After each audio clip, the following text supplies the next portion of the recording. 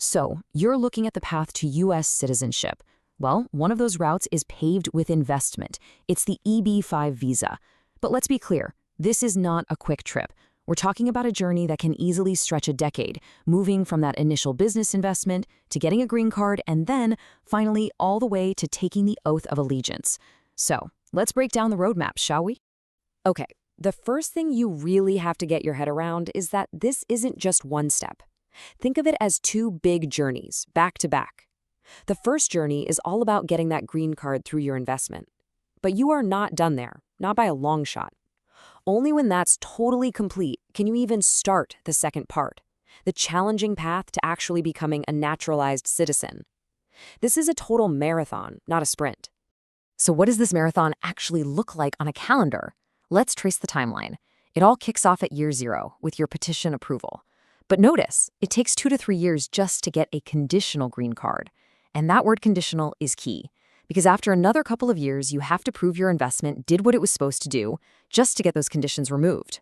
Only then, around year 5, does that 5-year countdown to citizenship eligibility really begin.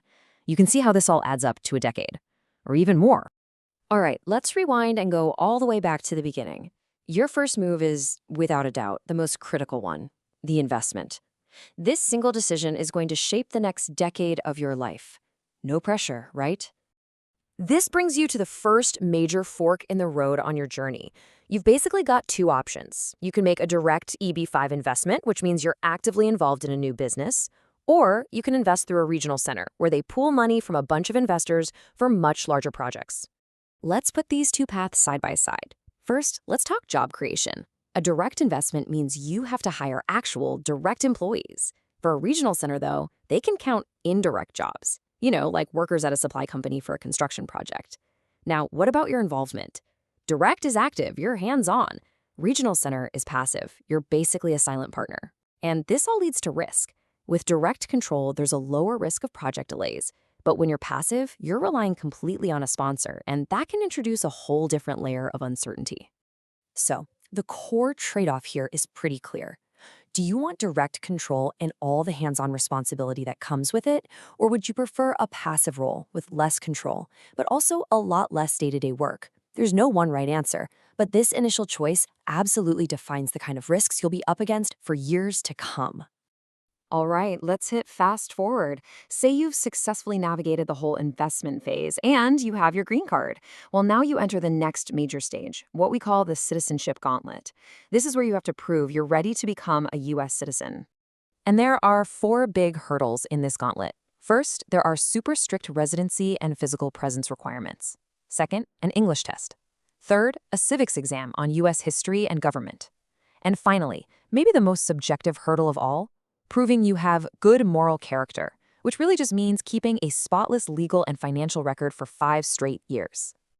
Let's look a little closer at residency because, honestly, this is a common trap. It is not just about holding a green card for 5 years. You also have to be physically in the U.S. for at least half of that time. That's 30 months. And you've got to be careful. A single long trip abroad can break your continuous residency and force you to start that 5-year clock all over again. Next up is that civics exam. During your naturalization interview, they're going to ask you up to 10 questions from an official list of 100. To pass, you need to get at least 6 of them right. It covers all the basics of U.S. history, government, and the rights of citizens. But even the most perfect plans can go wrong. So let's talk about the common hurdles that can turn this whole journey into a long trek through the wilderness and add years to your timeline. The first major hurdle, especially if you're an investor from certain countries, is a concept called visa retrogression. So what does that actually mean for your timeline? Simply put, it's a waiting line. The U.S. has yearly limits on visas for each country. So for investors from high-demand places like China, India, and Vietnam, this creates a huge backlog. And the really crucial thing to understand is that this multi-year wait happens before you even get your green card. Your 5-year citizenship clock, it hasn't even started ticking yet. The next potential bottleneck happens at a really critical step, removing the conditions on your 2-year green card. So what's the risk here? So to make your green card permanent, you file what's called the I-829 petition. And this is the moment of truth. You have to prove that your money stayed invested and that you created those 10 U.S. jobs. Any failure here, or even just a long processing delay, which can take years, stops your citizenship journey cold. Your entire timeline is just frozen until this step is approved.